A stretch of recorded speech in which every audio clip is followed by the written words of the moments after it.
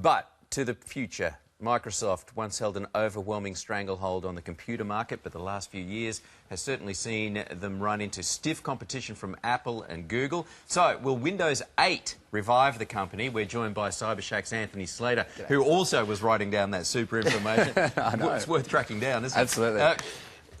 Microsoft 8, it looks like it could be the camel that breaks the straw that breaks the camel's back. It's a tricky one. Yeah, look, I know there's a lot riding on Windows 8 for Microsoft. As you know, they've dominated the PC market for such a long time, and PCs were always sort of the thing that sold and made a lot of money. But just in recent years, with the tablets and mobile phones coming along, Microsoft haven't been able to keep up with some of that changing technology, and they've found themselves in a situation that, you know, PCs are declining in sales, and Apple and other companies are coming along and taking a fair bit of that profit share.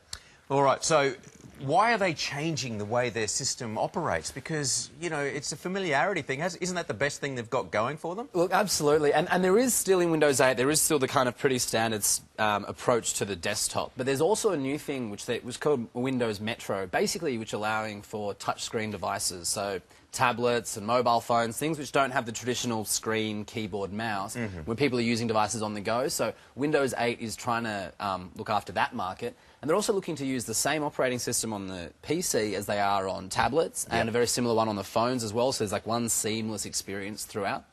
They're also bringing in things like an app store, because they've seen how popular that's been for Apple, and they're saying, well, let's do this for PCs and our own tablets and things which are coming out. So I can kind of understand their strategy. If it's too little too late, though, that's what I think is going to be the real question. So, you know, for people who are considering a change, you know, I think a lot of us are hard to shift because it takes a while to learn these systems, and you get familiar with it, and you sort of, it becomes like a friend or a tool that you're comfortable with.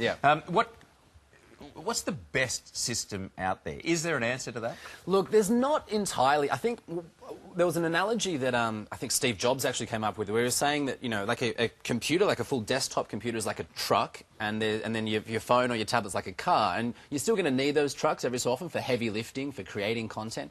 But for a lot of people out there who are just checking their emails, browsing the web, want to watch videos, tablets and phones are doing that more and more. So obviously, Apple's been really successful with their what's called the iOS operating system. Android's been incredibly successful as well in the smartphone market. So a lot of people are starting to move that way and actually not turning on their computers that often unless they need to maybe write a Word document.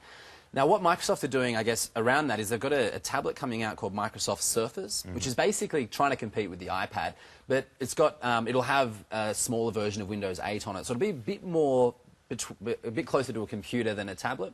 So you've got like full Office, you've got a proper keyboard, you've got proper specs, you can plug a USB into it, you know, things that you think you should take for granted but are actually kind of novel in the tablet space. So it really depends on your needs in terms of, I guess, what's going to work best. Mate, you make a living from this stuff. What do you carry around? Well, I use a few things. I stick with the iPhone for my smartphone, but I've been looking a lot at the Samsung Galaxy S3, and there might be a new version of that coming out next year. The Google have got a 7-inch tablet, which I use, Nexus 7, which is handy because it's small enough around that I'll take that to meetings and things and keep notes on it.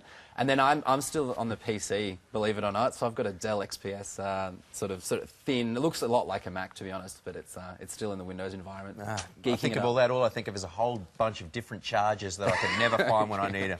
That's the bane of my existence, yeah, absolutely. All right, mate. Thank you very much for that, Anthony. Back to you, Saz.